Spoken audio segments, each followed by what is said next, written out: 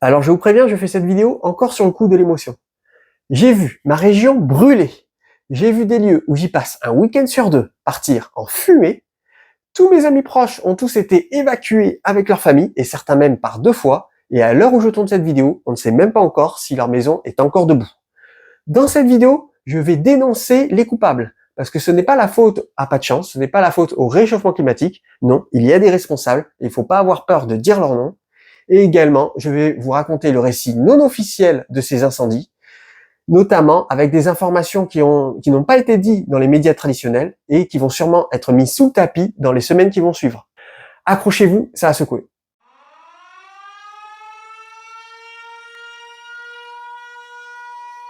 Donc déjà, ce qu'il faut savoir, c'est qu'il n'y a pas eu qu'un seul incendie en Gironde. En réalité, il y en a eu 2. Et je dirais même qu'il y en a eu 3.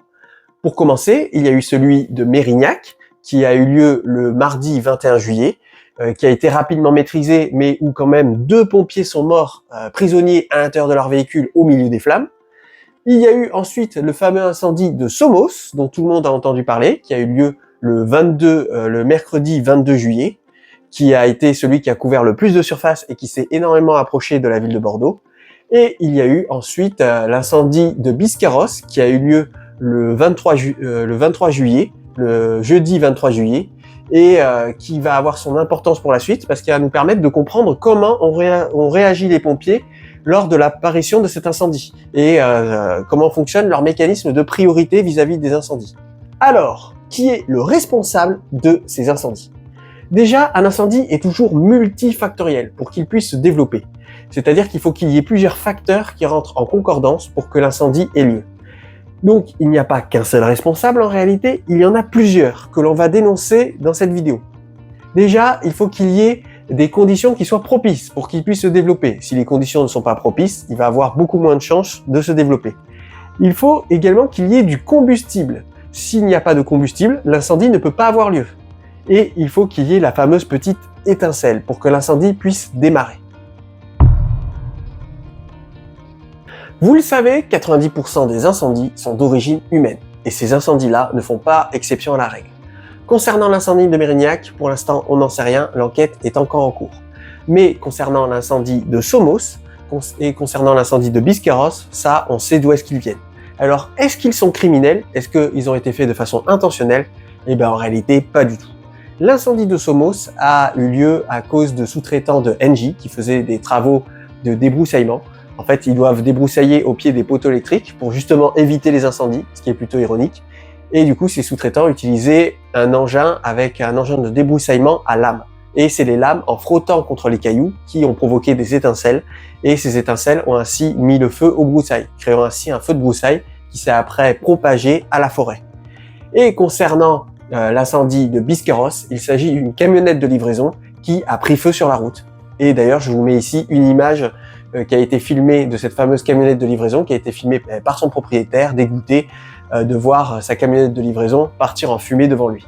Alors vous allez me dire, ceux qui faisaient du débroussaillement, ils le faisaient de façon totalement illégale, parce que c'est interdit de faire des travaux dans un milieu forestier, et ça en pleine période de vague de chaleur.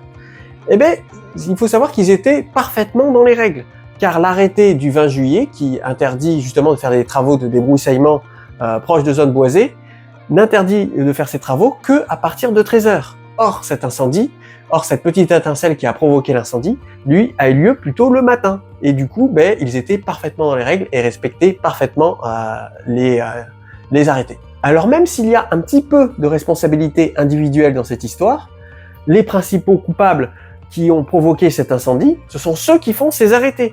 Ces arrêtés qui sont parfaitement sous-dimensionnés par rapport aux conditions réelles dont sont faits ces travaux. Petit exemple, hasard de dingue, quelques jours avant, je faisais le trajet Bordeaux-Toulouse en train, et il y avait des travaux proches de la voie ferroviaire, et qu'est-ce qui s'est passé? Ces travaux ont provoqué un incendie. Et autant vous dire que le trafic ferroviaire après a été complètement bloqué, et j'ai mis 6 heures pour faire Bordeaux-Toulouse. Autant vous dire que j'aurais fait en voiture, ça aurait mis 1000 fois moins de temps. Donc du coup, je pense que c'est ceux qui font ces arrêtés, qui ne comprennent pas, qui sont soit dans des bureaux, soit qui sont complètement à l'ouest, complètement à côté de la plaque. Ils ne comprennent pas qu'on ne peut pas continuer comme ça, à faire des travaux comme ça en pleine journée, exposés au soleil, autour de broussailles qui sont séchées. et que cela ne peut provoquer que des accidents. Le problème, c'est que ceux qui prennent ces arrêtés, ceux qui prennent ces décisions, ce sont des préfectures avec des gens qui sont dans des bureaux et qui travaillent sous la clim et qui ne sont pas du tout au courant des conditions dans lesquelles ces travaux sont réalisés. Ils devraient plutôt se référer à de véritables professionnels, comme par exemple des pompiers, qui eux sont plus à même de prendre ce type de décision. Donc, pour le facteur numéro 1, c'est-à-dire la petite étincelle qui a fait démarrer l'incendie de Somos, la responsabilité revient à la préfecture, qui prend des arrêtés qui sont totalement sous-dimensionnés par rapport aux conditions réelles. Et concernant le facteur numéro 1 de l'incendie de Biscarrosse, c'est-à-dire la petite étincelle qui a fait démarrer l'incendie, là, par contre, c'est plus la faute à pas de chance. Ça peut arriver à tout le monde que son véhicule prenne feu sur la route, mais il faudrait quand même vérifier si cette fameuse camionnette avait son contrôle technique qui était à jour. Il faut savoir que dans ma zone géographique, en début de saison, ironiquement, on a été touché par des inondations avec énormément de pluie, et toute cette eau a fait que la végétation a pu énormément se développer en début de saison. Et juste après, on a été touché par des vagues de chaleur qui ont commencé dès mai, avec jusqu'à maintenant des températures qui ont plusieurs fois excédé les 40 degrés et très peu de pluie, avec un taux de pluie tellement bas qu'il n'a même pas pu traverser les premiers centimètres de terre. Ça fait que juste après que la végétation a pris son essor, elle s'est mise à sécher et à perdre toute son eau très rapidement, et cela a créé le terreau fertile pour pouvoir ainsi provoquer des incendies. Et comme si ça ne suffisait pas, dans ma zone géographique, nous sommes énormément touchés par un phénomène qui est l'industrialisation de la forêt. C'est-à-dire qu'on a des monocultures de pins à perte de vue, avec des pins qui sont plantés alignés comme ça. D'ailleurs, je comptais faire une vidéo là-dessus pour dénoncer ça. Et du coup, il n'y a aucune diversité dans ces forêts. Tous ces pins, c'est un peu comme si on faisait des tas de bois et qu'on versait de l'essence dessus. Ce sont des potentiels brasiers à ciel ouvert. Et alors que normalement, dans une forêt naturelle, il y a une diversification d'essences d'arbres. Et c'est dans cette diversification que normalement, les incendies ne se développent pas à une telle rapidité. La nature est bien faite parce que dans une forêt normale, dans une forêt naturelle qui s'est développée par elle-même, il n'y a pas que des résineux, mais il y a également des feuillus. Et ce sont les feuillus qui font office de retardateurs de flammes pour éviter que les incendies prennent de telles proportions. Par exemple, dans ma région, il y a, je pense, à 2 feuillus, même 3 feuillus qui sont parfaitement adaptés à ma zone géographique, surtout vis-à-vis de l'évolution du climat. Il y a le chêne vert, il y a le chêne liège, et il y a également les arbousiers. Et dites-vous que ces 3 essences se sont même implantées naturellement dans ma région ces dernières années, dû à la migration des espèces, dû à l'évolution du climat. Ce sont des espèces qui sont arrivées par elles-mêmes depuis le sud de la France pour arriver dans ma zone géographique et qui se sont implantées naturellement, pour dire à quel point elles sont parfaitement adaptées. Donc nous avons le chêne vert qui a la capacité d'être très résistant à la sécheresse. Nous avons le chêne liège qui lui est parfaitement adapté aux incendies. En effet, le fameux liège que l'on récupère, que l'on récolte sur son tronc, est en réalité une armure anti-flamme qui permet de protéger l'arbre contre les incendies. Et du coup, c'est une armure qui produit naturellement par lui-même. C'est avec cette fameuse armure, ce fameux liège, avec lequel on fabrique les fameux bouchons qu'on met sur les bouteilles. D'autant plus que, ironie du sort, c'est avec ce fameux liège que l'on récolte sur son tronc et que l'arbre produit constamment, avec lequel on fabrique les fameux bouchons que l'on met sur les bouteilles. Donc c'est plutôt ironique qu'à Bordeaux, on n'ait pas ce type de culture à proximité. Et nous avons l'arbousier qui, lui, est un arbre qui normalement craint le froid, mais vu que les hivers sont de plus en plus doux, eh bien, cet arbre est en train de se généraliser dans toute ma région. Donc nous avons notre deuxième coupable, qui est l'industrialisation de nos forêts, et en plus qui est encouragée cette industrialisation par notre cher président de la République, qui, après 2022, s'est lancé dans un programme faussement écologique, qui est la plantation du milliard d'arbres, qui consiste à quoi? À raser nos forêts françaises qui sont parfaitement saines et naturelles, pour les transformer en monoculture de pin ou de cèdre. Selon votre région, vous avez dû d'ailleurs voir apparaître ce type d'arbre en masse, dans l'unique but de pouvoir enrichir cette industrialisation de la forêt. Et du coup, c'est comme s'il avait installé des milliers d'allumettes sur toute la France, et ça avec nos impôts, et qui n'attendent qu'une chose, c'est la petite étincelle. Alors malheureusement, les conditions sont dues au changement climatique. Ce changement climatique qui est dû à des rejets d'émissions carbone de par l'industrie globale de toute la planète.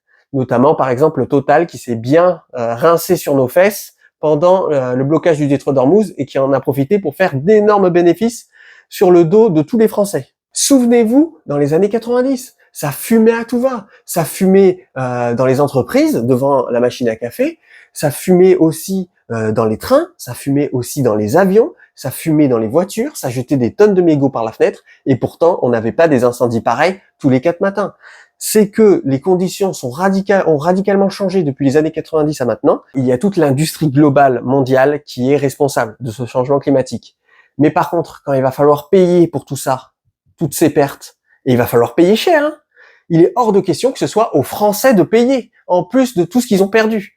Non, non, là, pourquoi pas, on pourrait taxer le super profit que s'est fait Total sur le dos de tous les Français, et se servir de cet argent pour pouvoir payer tous ces dommages, vu qu'ils sont en partie responsables.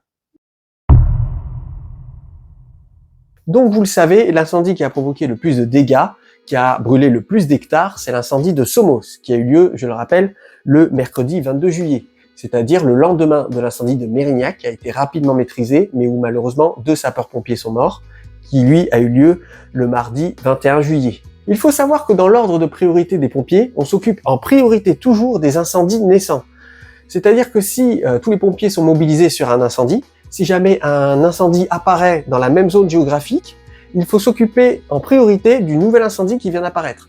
Parce qu'un incendie naissant est plus facilement arrêtable qu'un incendie qui s'est déjà développé.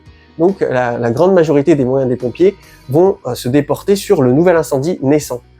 C'est ce qui est arrivé, c'est que, vu que l'incendie de Somos était un incendie naissant au départ, eh bien la majeure partie des pompiers sont arrivés très rapidement sur les lieux pour s'occuper de cet incendie.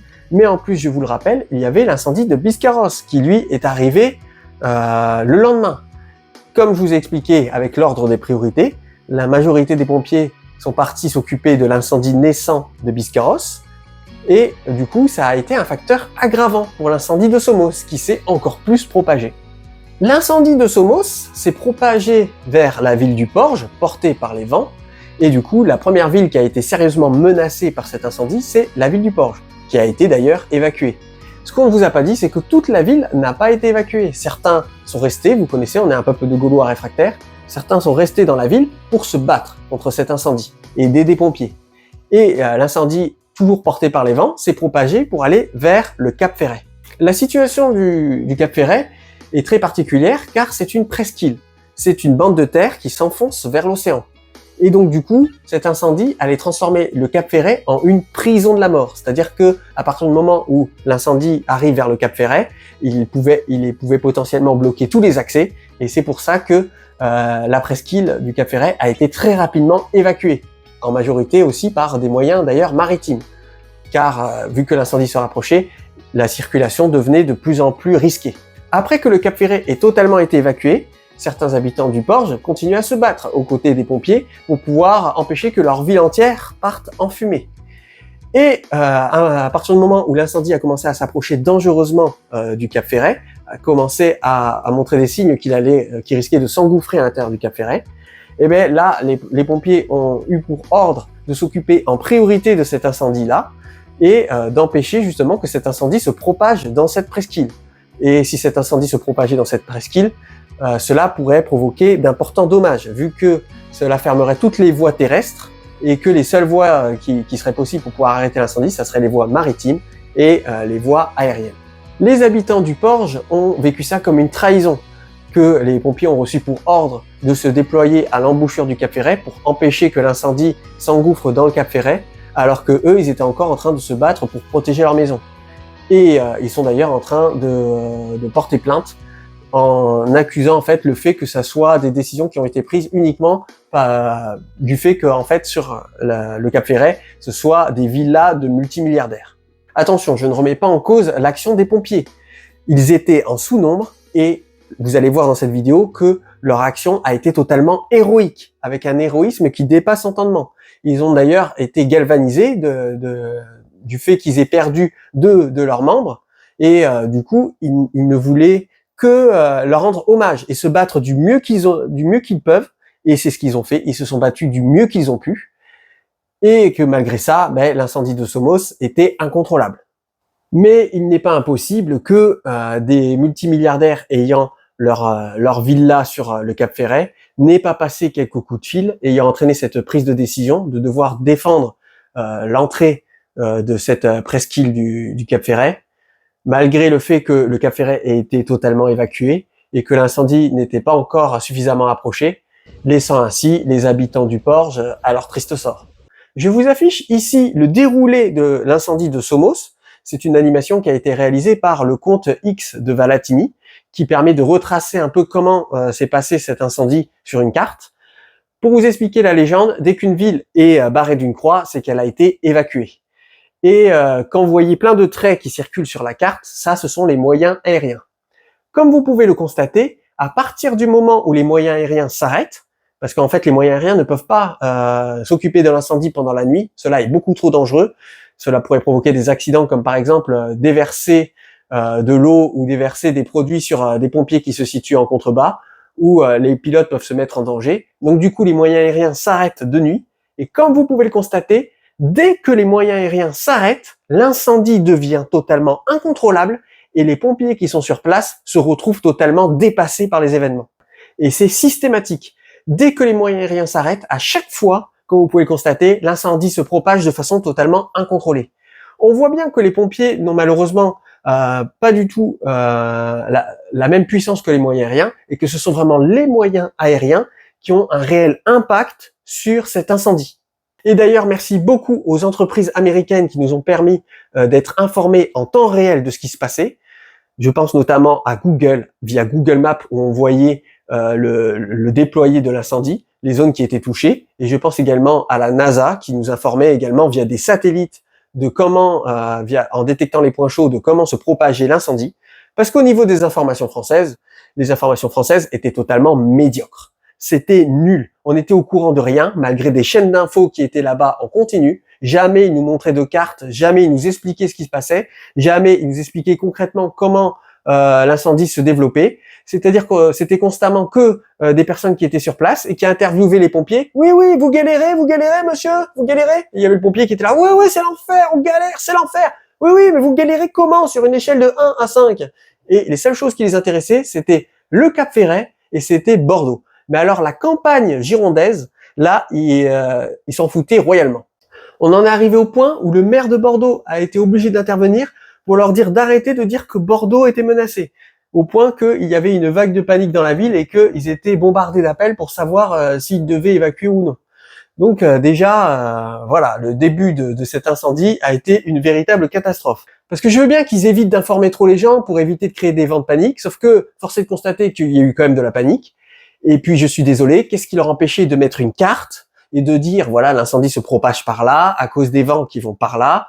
Donc voilà, pour les gens qui habitent par là, préparez-vous à potentiellement évacuer, préparez un sac, plutôt que de réveiller les gens à 3 heures du mat avec une alarme tonitruante en leur disant évacuez ou vous mourrez.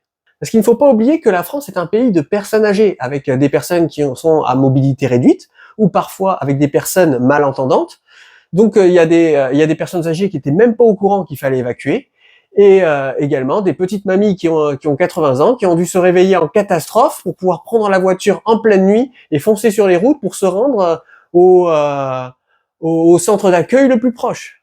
Je pourrais également parler de la prévention qui a été totalement absente vis-à-vis du nuage de fumée qui a enveloppé tout Bordeaux. Moi, je suis un peu excentré et la fumée était telle qu'elle rentrait à l'intérieur de la maison malgré que tout était fermé, que toutes les ouvertures étaient fermées. Et il y avait tellement de fumée à l'intérieur que j'ai un détecteur qui permet de savoir la qualité de l'air. Il était à son niveau maximum et en permanence. Le nuage de fumée était tel que j'ai des témoignages que même à Libourne, qui est à l'autre bout de la map, eux, les détecteurs de fumée dans leur maison se mettaient à sonner. Et là, aucune prévention pour dire aux gens de se protéger, de calfeutrer les fenêtres, des fumées qui auraient été largement prévisibles, parce que je rappelle qu'on est quand même en 2026, qu'on a des satellites capables de détecter des feux, des satellites dans l'espace qui détectent des feux sur toute la surface de la Terre, qu'on a également des prévisions météorologiques, certaines boostées à l'IA, qui permettent de détecter le sens du vent, et à la télévision, aucune prévention, rien pour dire aux gens protégez-vous, attention aux fumées, etc. en amont pour que les gens puissent se préparer. Pareil, j'ai vu plein de gens de Bordeaux se balader dehors sans masque ni rien, alors que la ville était totalement en fumée. On ne voyait même pas les immeubles en face, tellement il y avait de la fumée. Et je voyais tout le monde qui était dehors en train de tousser. Personne s'est dit, est-ce que je prendrais pas un t-shirt pour me mettre sur la bouche ou un masque? On a quand même eu le temps de faire des stocks de masques chez nous avec les derniers événements, je rappelle. Mais personne s'est dit, tiens, je vais porter un t-shirt sur la tête, un peu humide, ou un masque, ou je ne sais quoi pour me protéger. En plus, j'ai même plus, j'en perds mon latin. On voyait des enfants jouer dehors dans la fumée, en train de jouer au foot, en train de tousser, et on se disait mais c'est pas possible, mais que font les parents? Je ne veux pas dire, mais il y a aussi un petit peu de responsabilité civile et de responsabilité individuelle qui était absente aussi dans cette histoire. Et la meilleure de l'année, attention, vous allez tomber de votre chaise. Vous savez passer quoi? À côté de chez moi, il y a les incendies qui tournent en boucle à la télévision, tout le monde en parle. Ils se disent pas, tiens, et si on se faisait un petit barbecue? Pas un petit barbecue dans leur jardin pour se détendre. Non, non, un barbecue dans la forêt. Qui était en train de faire un barbecue dans la forêt. Voilà, on en est, les bras nous en tombent. Et pendant ce temps-là, vu que le vent avait changé de direction, l'incendie se dirigeait cette fois-ci vers la ville du Temple, qui a aussi été évacuée. Sauf que dans le Temple, il y a aussi des Gaulois réfractaires, des habitants qui sont restés sur place pour se battre, aidés par les pompiers, mais aidés aussi par qui? Par les agriculteurs. Dans cette même zone géographique, il y a des champs de maïs à perte de vue. Des hectares et des hectares de champs de maïs irrigués avec une immense rampe d'arrosage. Ces agriculteurs sont très bien équipés. Ils ont des camions-citernes pouvant contenir des litres et des litres d'eau. Ils connaissent parfaitement les points pour pouvoir se ravitailler en eau et ils sont équipés de tuyaux avec de très grosses pressions.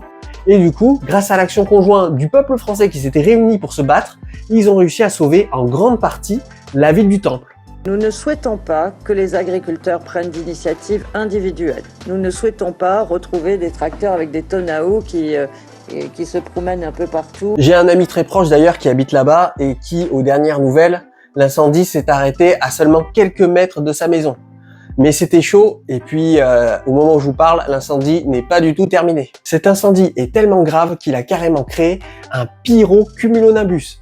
C'est un phénomène météorologique qui est ultra rare et qui se forme normalement au-dessus des volcans. Donc pour vous dire à quel point ce feu a vraiment été d'une puissance hallucinante, a vraiment été d'une puissance hors du commun. Un pyrocumulonimbus, qu'est-ce que c'est? Alors déjà, un cumulonimbus, vous en avez très certainement vu dans votre vie. C'est ce fameux nuage en forme d'enclume qui génère des éclairs et qui génère beaucoup de pluie et du vent. Eh bien, un pyrocumulonimbus, c'est ce nuage qui est recréé artificiellement par la chaleur générée par une source. Donc soit un volcan, soit un méga feu. Un pyrocumulonimbus est un orage qui génère que très peu de pluie, mais qui par contre continue de générer des éclairs et également du vent. Et du coup, en fait, c'est le méga feu qui a créé ses propres conditions météorologiques propices pour pouvoir se développer. Il a créé son propre vent et il a créé également ses propres éclairs lui permettant de se déplacer encore plus vite et lui permettant de créer des départs de feu plus loin sur la zone. Ce pyrocumulonimbus, on l'a vu jusqu'au-dessus de Bordeaux. Au-dessus de Bordeaux, on le voyait, on l'entendait, on entendait les éclairs. Et là, c'est vraiment pour vous dire à quel point cet incendie a été très grave. Des choses techniques, ce que je sais, c'est que c'est un méchant feu inédit. Pendant ce temps-là, à l'Élysée, les bureaucrates parisiens du gouvernement sont en train d'enchaîner les réunions de crise. Et qu'est-ce qu'ils découvrent pendant l'une de ces réunions de crise? Un truc très grave qui rend cet incendie bien plus grave qu'il n'y paraît. Quelque chose qui n'a pas du tout été révélé dans les médias et que je vous expliquerai plus tard dans la vidéo. Et là, c'est la panique. C'est la panique. Là, le président de la République sort tous ses téléphones et il appelle tous les présidents de l'Europe. Allô? Allô, le président croate? Allô? Allô, le chancelier allemand? Allô? Allô, allô, allô, allô, allô, allô, allô.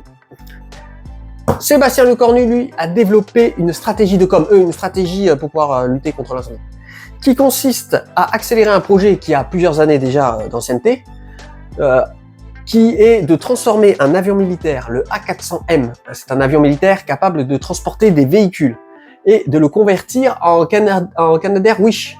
Comment?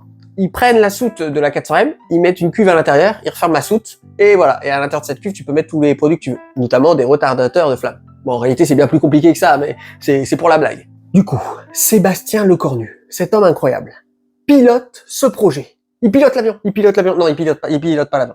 Mais il pilote ce projet. Parce qu'il compte bien se présenter aux prochaines élections, vu que la table est finie tout. Non, ça n'a rien à voir, Il pilote ce projet. L'objectif, l'avion A400M doit partir de Avignon et doit éteindre l'incendie en Gironde. Le lendemain, le projet est lancé. Ils font démarrer l'avion. L'avion part d'un aéroport à côté d'Avignon, je sais plus où, mais il part d'un aéroport à côté d'Avignon. Tous les médias sont sur le feu. Là, pour la première fois, BFM sort des cartes. On voit l'avion qui fait et il commente chaque seconde où l'avion est dans le ciel. Là, il commente. L'avion fonce sur les lieux. Des hélicoptères là-bas l'attendent avec des caméras parce qu'il faut, ça coûte cher, hein, donc il faut rentabiliser un petit peu. Donc voilà, l'hélicoptère l'attend avec une caméra. L'avion arrive.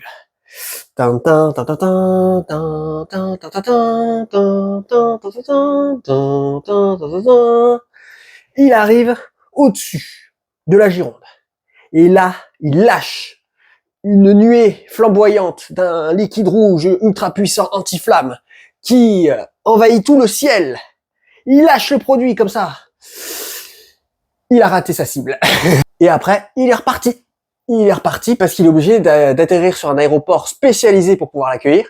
Et alors là, le coup de com' était incroyable. L'A400M transportait des milliers, des milliards de litres. 10 Canadair à lui tout seul, 20 Canadair à lui tout seul. Il pouvait voler de nuit pour agir contre l'incendie. Spoiler, il a jamais volé de nuit, mais il pouvait voler de nuit et il déversait tous ses litres et tout ça, équivalent de 20 Canadair à lui tout seul. Sauf que ça c'est le coup de com', mais dans la réalité, Canadair, lui, il a pas besoin de se poser sur un aéroport. Le Canadair, il peut se remplir tout en étant en vol, sans avoir à se poser, sans avoir à attendre qu'on mette des tuyaux pour le remplir de partout, et sans avoir après à redécoller et avoir les autorisations de vol, la tour de contrôle, etc. Non, un Canadair est capable de faire des allers-retours entre des plans d'eau et la zone, tout en restant en vol. En fait, le nombre de litres, on s'en fout complet. Le plus important, c'est le nombre de litres par heure que le véhicule est capable, que l'engin motorisé est capable d'envoyer sur la zone de combat. Les médias titreront le soir, c'est une réussite, avec des guillemets. Et le lendemain et le surlendemain, il était très occupé, je vous affiche son plan de vol ici, très occupé à sauver les villas du Cap-Ferret. Donc voilà. Notre cher président de la République a lui aussi réussi à débloquer des moyens. Il a appelé tous les présidents de l'Europe, leur expliquant le véritable problème vis-à-vis de cet incendie et le danger réel qu'il y a. Et il a réussi à débloquer des moyens, des engins volants pour pouvoir lutter contre cet incendie, divers et variés, venus des autres pays, la Croatie, l'Allemagne, etc. Des moyens qui ont été débloqués pour aider à atteindre un incendie qui menace Bordeaux, qui menace la ville de Bordeaux. Alors qu'en même temps, en Espagne, ils ont des incendies partout autour de la capitale, Madrid. Et certains de ces méga-feux se sont même rejoints pour créer des ultra-méga-feux. Alors pour que les moyens européens aient réussi à être débloqués pour protéger Bordeaux au lieu d'aider encore à Madrid, eh ben c'est que le problème est réellement grave.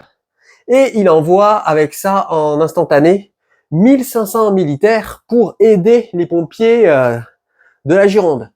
Est-ce que vous les avez vus? Non, parce qu'ils étaient dans une mission secrète en Gironde, que je vous révélerai plus tard. Mais voilà, il a envoyé 1500 militaires, il a dit voilà, j'ai envoyé 1500 militaires, bon voilà. Et il a également aussi dépêché des pompiers à travers toute la France pour venir aider les pompiers de Gironde. Parce que, en même temps, en France, il y avait aussi l'incendie du Var, donc il pouvait pas non plus prendre tout le monde. Il fallait laisser des moyens pour continuer à maintenir l'incendie du Var. Et également terminer de maîtriser et d'éteindre l'incendie du bois de Boulogne, je sais plus le bois, à côté de Paris, là. Ce beau monde fonce droit vers la Gironde pour venir en aide aux pompiers girondins qui sont totalement dépassés. Pendant ce temps-là, la préfète de Gironde, elle aussi, enchaîne les réunions de crise. Et elle apprend que les fumées toxiques qui enveloppent toute la ville de Bordeaux et les alentours sont des fumées toxiques. Et du coup, elle ordonne l'évacuation des villes qui sont limitrophes de cet incendie, et notamment même des villes qui font partie de la communauté urbaine bordelaise, de la Cube bordelaise. Donc du coup, elle fait évacuer tout ce petit beau monde en envoyant un SMS à 3h du matin, avec des gens qui sont très éloignés du lieu de l'incendie, pour leur dire d'évacuer et de se rendre au parc des expositions de Bordeaux. Alors je sais plus combien ils ont évacué de personnes parce que ça change tout le temps, même au moment où je tourne cette vidéo, ils sont encore en train d'évacuer des gens, donc on fera le bilan plus tard. Mais en tout cas, tous ces gens ont été évacués dans le parc des expositions où il y avait déjà plusieurs villes qui avaient été évacuées à l'intérieur. Donc ça fait encore plus de monde et là, les secours sont débordés. La ville de Bordeaux est débordée. Donc là, les secours crient la sonnette d'alarme parce que là, ils sont totalement débordés et du coup, ils demandent l'aide de bénévoles. Ils demandent à ce que la population se rende bénévole pour les aider. Et également, ils font des collectes de dons pour pouvoir se recharger en termes d'éléments qui leur manquaient, comme par exemple des piles pour les lampes frontales des pompiers, parce qu'ils n'avaient plus de piles, les pompiers. On se demande où vont nos impôts, mais bon, passons. Ils demandent aussi des multiprises, des cahiers de dessin pour occuper les enfants qui sont encore sous choc. Ils demandent également de la literie, parce qu'ils n'ont plus de literie, ils n'ont plus rien. Également des lits pliants. Ils demandent un maximum d'aide à la population bordelaise. Et la population bordelaise a répondu à l'appel et il y a eu un énorme élan de générosité. Un énorme élan de générosité au point que les points de collecte où ils demandaient des dons, ils ont été saturés. Ils ont été saturés et il y en a même certains qui ont fermé dans moins de 24 heures en fait, où ils ont fait cette demande en urgence. Et ils ont même été débordés par le nombre de personnes qui se présentaient pour devenir bénévoles. Et d'ailleurs, moi j'avais fait un short où j'en avais parlé. Et ben dans les moins de 24 heures après la sortie de mon short où j'avais dit que il fallait les aider, et ben le problème était déjà résolu. Donc le peuple est vraiment soudé dans cette épreuve, est vraiment conjoint, soudé pour pouvoir ensemble se soutenir dans cette terrible épreuve qui touche la région. Sur le front, la solidarité est également de mise. Des agriculteurs de toute la France sont venus aider les pompiers, leur permettant de ne pas avoir à recharger leurs camions, parce que sinon ils sont obligés de faire des allers-retours pour pouvoir recharger leurs camions. Ils leur proposent leurs camions-citernes en faisant eux-mêmes recharger leurs camions-citernes sur les points de collecte pour après les amener directement au camion, permettant d'éviter les temps morts pendant les moments de rechargement. Et il y a aussi plein d'autres agriculteurs qui sont venus les aider sur le front pour pouvoir arroser les braises, pour pouvoir éviter les retours de flammes également.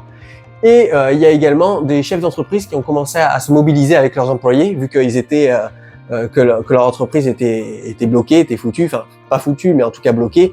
Ils en ont profité pour charger des cuves IBC dans leurs camions pour pouvoir après les remplir et après arroser à l'aide de pompes pour aider les pompiers. Les pompiers après de toute la région, de toute la France en fait, tous les pompiers de toute la France sont arrivés et ont eux aussi contribué à aider ça.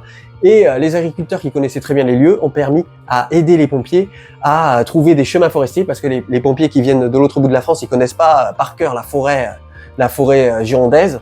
Donc du coup, c'est les agriculteurs et c'est également les gardes forestiers et tous ces gens qui se sont mobilisés alors qu'ils ne sont pas pompiers, qui se sont mobilisés, qui ont pu aider les pompiers à trouver des accès pour pouvoir agir sur cet incendie à différents points. Pendant ce temps-là, à l'Élysée, c'est la panique totale. Le président de la République enchaîne les réunions de crise. Il est en réunion de crise tout le temps. Il est en réunion de crise matin, midi et soir, il est en réunion de crise. Sébastien Lecornu est obligé de retarder ses vacances. Vous vous rendez compte, là, ça commence à être très très grave. Les moyens aériens venus de toute l'Europe mettent du temps à arriver sur place. Et du coup, le feu continue à être incontrôlable. Surtout que l'incendie continue d'avancer. Et il se dirige droit vers 3 sites Seveso seuil haut. 3 sites Seveso seuil haut. Ces sites Seveso, alors pour vous expliquer, un site Seveso, c'est c'est une usine qui traite des produits qui, si jamais il se passe le moindre accident, ça peut devenir très grave. Voilà, je grossis les traits parce que ils peuvent traiter tout un tas de types de produits. Ces sites Seveso-là, qu'est-ce qu'ils font? Ce sont des sites où on assemble des missiles M51. Qu'est-ce que c'est les missiles M51? Ce sont des missiles nucléaires. Des missiles nucléaires. Mais ce n'est pas le pire. Il y a également du propergol, le carburant de ces missiles, qui lui est également stocké au même endroit. Et là, ça commence à être très grave. Le gouvernement établit donc 3 scénarios. Scénario optimiste. Optimiste, ils arrivent à éteindre l'incendie assez rapidement. Scénario médian. Ils arrivent à éteindre l'incendie avant qu'il touche les sites Seveso. Et là, le scénario pessimiste, l'incendie atteint ces sites Seveso et là, autant vous dire que la ville de Bordeaux et toutes les villes aux alentours deviennent des villes fantômes. Si jamais les flammes atteignaient ces sites Seveso, le plan était d'évacuer toute la ville de Bordeaux, dans son intégralité, ainsi que toutes les villes qu'il y a autour. Et du coup, si ces sites Seveso sont touchés, ainsi que les camps militaires qu'il y a autour, et bien là, c'est la défense nucléaire nationale qui est menacée. Et également aussi la défense nucléaire européenne. D'où le fait qu'il y ait autant de moyens qui ont été débloqués par les différents gouvernements, les différents pays européens pour venir aider la petite ville de Bordeaux. Après, bon, vous allez me dire, ce que tu dis c'est un peu du complotiste, c'est un peu chelou, etc. Je vous comprends. Donc voilà, vous pouvez demander à Dumini, ce sont des informations qui sont libres d'accès sur Internet. Et voilà, et là ça vous permet d'avoir ces informations et d'avoir la confirmation de ce que j'avance. Donc, que faisaient les 1500 militaires qu'avait annoncé le président de la République pour aider les pompiers? Ils étaient dans la mission de creuser d'énormes tranchées autour de ces sites Seveso seuil E. Mais voilà, tous ces militaires, si vous ne les avez pas vus sur BFM, si vous ne les avez pas vus sur tous les autres médias ou sur les réseaux sociaux, c'est parce qu'ils étaient dans cette mission très particulière qui est de creuser ces immenses tranchées et ainsi empêcher que les flammes atteignent ces fameux stocks et ces fameux lieux stratégiques. Pendant ce temps-là, nouvelle réunion de crise à la préfecture. En effet, l'incendie s'approche dangereusement de la ville de Marcheprime. À la ville de Marcheprime, qu'est-ce qu'il y a? Une méga centrale solaire photovoltaïque. Si jamais les flammes touchent cette méga centrale solaire photovoltaïque, déjà c'est une énorme perte pour la région, mais également les fumées qui sont déjà toxiques risquent d'être encore plus toxiques si jamais ces panneaux solaires prennent feu, libérant ainsi des substances nocives dans ces fumées. Du coup, tous les moyens sont mis en place pour empêcher que ces flammes emportent cette centrale solaire photovoltaïque. Spoiler, ça n'a pas suffi. Certains panneaux ont malheureusement pris feu, mais ils ont quand même réussi à sauver une grande majorité de l'installation. C'est pour ça que j'ai de gros doutes sur le discours que je vois sur Internet, comme quoi ce sont des incendies prémédités pour pouvoir installer de nouvelles centrales solaires photovoltaïques. Je trouve ça bête qu'ils aient mis le feu à proximité d'une centrale qui était déjà fonctionnelle et qui était déjà préexistante et installée pour en installer de nouvelles. Après, on n'est jamais sûr de rien de nos jours. La bêtise humaine n'a pas de limite. Une chose est sûre, c'est qu'ils vont profiter du fait qu'il y ait eu ces incendies pour pouvoir accélérer d'autres projets qui étaient déjà en pause du fait des normes environnementales dans la région. À l'heure actuelle où je tourne cette vidéo, l'incendie n'est toujours pas fini, il est en train d'être stabilisé, mais il s'approche encore dangereusement de ces fameux lieux Seveso, et également aussi il continue de brûler à côté de cette fameuse centrale solaire photovoltaïque de Marcheprime. Après tout ce que je viens de vous expliquer, un nouveau coupable se dessine, un coupable dont ces actes n'ont été que des facteurs aggravants, c'est notre gouvernement actuel. Il faut bien se rendre compte que s'il y a encore des maisons qui sont encore debout à l'heure actuelle au Porge, et s'il y a des maisons qui sont encore debout à l'heure actuelle au Temple, c'est uniquement grâce aux habitants qui ont désobéi aux ordres d'évacuation et qui sont restés pour se battre, et uniquement aussi grâce aux agriculteurs.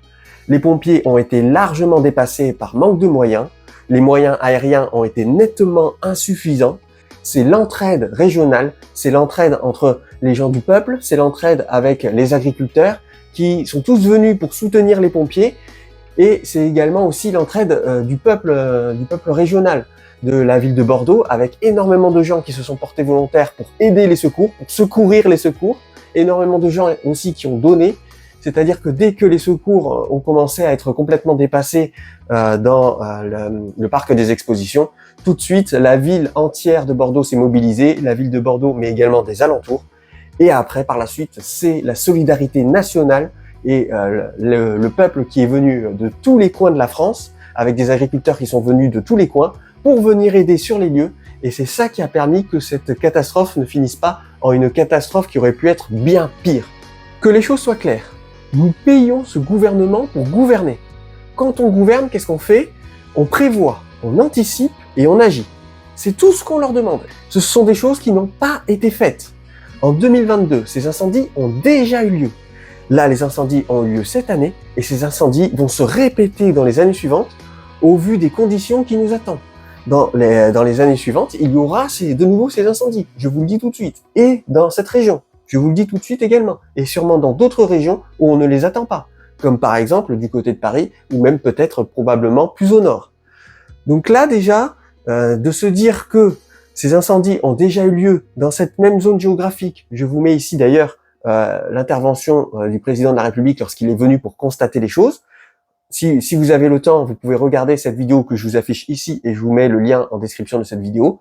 Regardez bien ce discours et dites-vous que juste après ce discours, on a moitié moins de Canadair opérationnels à l'heure actuelle. Dites-vous qu'avec tout ce qu'il s'est passé en 2022, ils ont quand même réduit le budget de l'Office national des forêts. Des gens qui sont justement payés pour pouvoir prévenir les risques d'incendie et qui sont payés pour pouvoir entretenir les forêts et surveiller les forêts. Ils ont réduit ce budget. Les pompiers, à l'heure actuelle, n'avaient ni cagoule filtrante suffisamment efficace pour pouvoir filtrer les fumées toxiques de ces feux de forêt. Et ils n'avaient pas les camions nécessaires pour pouvoir lutter, le nombre de camions nécessaires pour pouvoir lutter efficacement au sol contre ces incendies. Au niveau des renforts aériens, les renforts aériens ont été insuffisants pour pouvoir maîtriser cet incendie. Donc ça aussi, c'est très grave. Sachant que là où a eu lieu cet incendie, dans ma région, nous sommes entourés de grands lacs. Vous pouvez regarder sur Google Maps, nous avons des lacs immenses, des grands lacs qui sont des lacs d'eau douce où normalement, avec des Canadair, il est possible normalement pour des Canadair, il est très facile de pouvoir à chaque fois se re-remplir en plein vol. Il est très facile de pouvoir refaire les stocks d'eau et de pouvoir agir sur cette région. Donc du coup, le fait qu'il n'ait pas eu assez de Canadair, c'est très grave. Parce que là, les Canadair, c'est le lieu où c'est la zone géographique où ils auraient pu être le plus efficaces. Les choses n'ont pas été faites. Le budget qui était censé être alloué à la sécurité civile a été supprimé dans le vent par un certain Attal. Donc déjà, on a un nouveau nom sur la liste. Et puis là, les moyens n'ont pas été mis en œuvre pour pouvoir empêcher que ce genre d'incident se reproduise. Cette situation nous a prouvé qu'on n'a pas besoin d'eux, qu'ils sont trop nombreux et trop bien payés. Et que sans l'union, sans la solidarité nationale, la situation aurait été bien pire. Si ce gouvernement est encore en place à l'heure actuelle, c'est grâce à une seule chose, un principe vieux comme le monde, qui est la division du peuple. Les jeunes contre les vieux contre les jeunes, les écolos contre les agriculteurs contre les écolos, la gauche contre la droite contre la gauche. Également aussi les riches contre les pauvres contre les riches. Pendant ce temps-là, les membres du gouvernement sont morts de rire et les ultra-riches eux aussi. Dans les jours, dans les semaines et dans les mois qui vont arriver, les services de com du gouvernement, de communication du gouvernement, comme par exemple le McKinsey, vont tout faire pour que le discours que je viens de vous expliquer soit camouflé et soit balayé sous le tapis, et également pour tordre la réalité et pour que tout soit mis à l'avantage du gouvernement. C'est pour ça que je vous invite à partager, à liker et aussi à booster cette vidéo pour qu'un maximum de gens puissent connaître enfin la vérité sur cette histoire et pour que mon discours ne soit pas invisibilisé. Je n'ai pas l'habitude de faire cette vidéo, mais là c'est un cri du cœur, c'est un ras-le-bol total. De voir ma région brûler comme ça, les lacs autour desquels il y a eu ces incendies, ce sont des lacs où je fais du paddle, où j'en faisais il y a quelques jours à peine. L'océan où ça a brûlé, où c'est ravagé, c'est l'océan où je fais du bodyboard il y a quelques jours à peine. Les forêts que vous avez vu brûler à la télévision, c'est les forêts où je me promenais il y a quelques jours à peine. Et de me dire que là, quand je vais y retourner et que je vais tout voir détruit ensemble, je peux vous dire que là, je pense que je vais craquer. C'est sûr et certain, je vais craquer. Maintenant, dans cette histoire, j'ai eu énormément de chance parce que je n'ai pas été touché par les flammes, mais j'ai juste été touché par les fumées toxiques, mais pas par les flammes. Je pense notamment à ceux qui ont tout perdu, qui ont perdu leur maison, qui ont perdu tout ce qu'ils possédaient dans cette histoire. Je pense aussi aux chefs d'entreprise qui ont vu leur activité réduite à néant. Je pense aussi à toute cette flore qui est partie en fumée, et également à toute cette faune qui est morte brûlée et qui a péri dans les flammes.